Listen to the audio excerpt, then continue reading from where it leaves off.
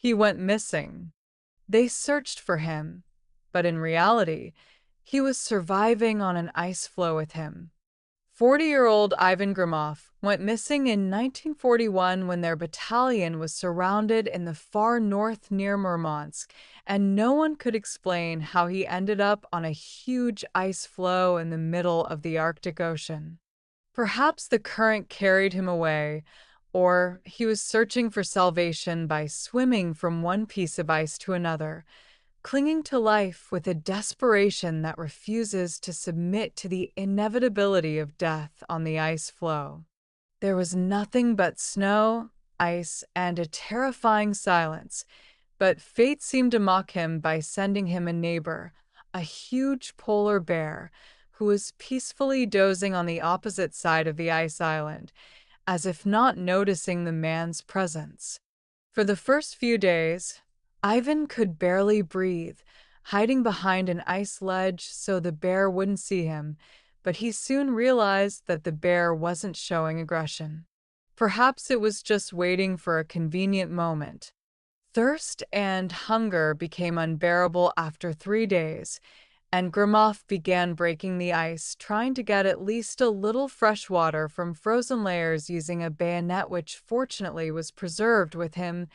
He found food completely by chance, noticing how the bear skillfully pulled out off-seal water and, waiting for the animal, Ivan, emboldened, crawled towards. I'll give the remaining bones to the dogs to scratch out at least a little meat for myself. Over time, his fear of the bear was replaced by the beast. Seemed to have accepted a strange humility. He indifferently, as part of the icy world allowing Grom to gather his remains, Ivan tried to warm himself by the fire at night, burying it in the snow and praying that the wind that seemed to pierce every his body's cells didn't take his last strength. Sometimes he talked to the bear, calling him Ishka, as if he were a comrade capable of supporting him. In this, he silently told his Witeto, his companion, about the house where his wife and 2 children were. Left children about the last time he saw them in June when Ivan left for the front. I understood that there were chances of returning, are insignificant, but it's the thoughts of family they helped him not give up. Not allow death came to take him without a fight one night. An ice island that became his prison, and the only protection cracked with splitting him with a terrifying crash, and Dean Pod's bear on different sides. Ivan turned out to be the smaller part, and Hay felt a fear I had never known. Before, loneliness without a silent neighbor, it seemed even scarier to him than hunger and the cold. But he also realized that his ice floe gradually drifting towards the shore, and this gave hope. After a few days, barely standing up, he saw the outline of land, moss-covered stones, and at that moment it seemed to him that nothing he had never seen anything more beautiful in his life since, with his last strength, he crawled ashore and he fell to the ground. He shouted so loudly that his voice echoed through the deserted. Ivan managed to reach the tundra, the nearest settlement, where he was picked up. The fisherman helped him regain his strength. A story about a month spent on an ice floe in the bear company seemed to many incredible, but those who saw the scars on his hands and face, chapped and frostbitten my fingers, didn't doubt his truthfulness. He never found out what happened to his battalion comrades. But upon returning, he goes home to his wife and children every evening. He told them how he survived on the edge. The world, thanks to Vera's ingenuity and strange. After befriending a polar bear, Ivan Gromov found his way back home, a second wind. But his life is no longer was the same. He often noticed how friends and neighbors whispering with distrust, and someone openly considered his story a fabrication or the product of military madness. But Ivan didn't try to convince anyone. He knew that his story was real, and this not only testified his hands disfigured by frost, but also dreams in which the polar bear Still Eye sat opposite him silently, watching him with their insightful eyes. These dreams, they worried him, but there was a strange, even the comforting power, is like a bear reminded him that life it continues as long as there is a will to fight. Ivan returned to peaceful life and settled down. He's a carpenter, after all. That's his experience. The fortifications on the front proved useful. Every day he returned home to his family, but the anxiety wouldn't leave him. Sometimes Hay went outside at night and looked into the eye, imagined the starry sky, and those the endless ice, where he remained silent companion one winter when snow covered the village with a thick blanket. He noticed strange things on the outskirts of the village. Their tracks were huge, as if giant beast paw prints. Heart thunder rumbled louder, but whether it was just a wolf or a large dog, however, while walking in the evening in his solitude, he heard in the distancia low, guttural growl, and memories off back to the ice desert. They came in the spring. Despite his wife's protests in 1942, Ivan decided to volunteer for a reconnaissance group that was heading to northern regions.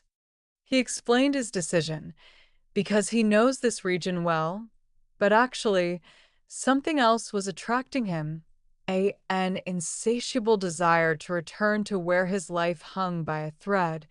A group of 6 people were thrown from the plane in the area near where Ivan he lost a battalion, and their task was in the collection of discovered and identified possibly enemy positions.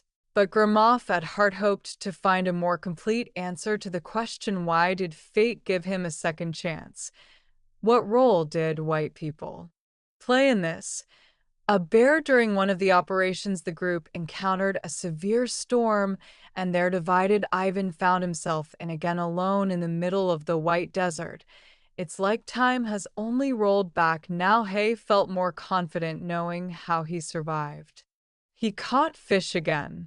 He lit a fire, a VHF fire, to protect him from the wind, and even found an abandoned Finnish dugout where he survived a few days later.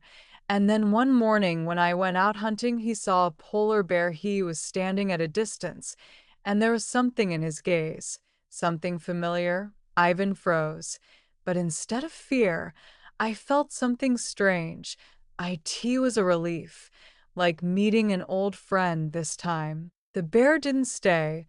He slowly approached indifferently. Ivan, without understanding why, reached out to him.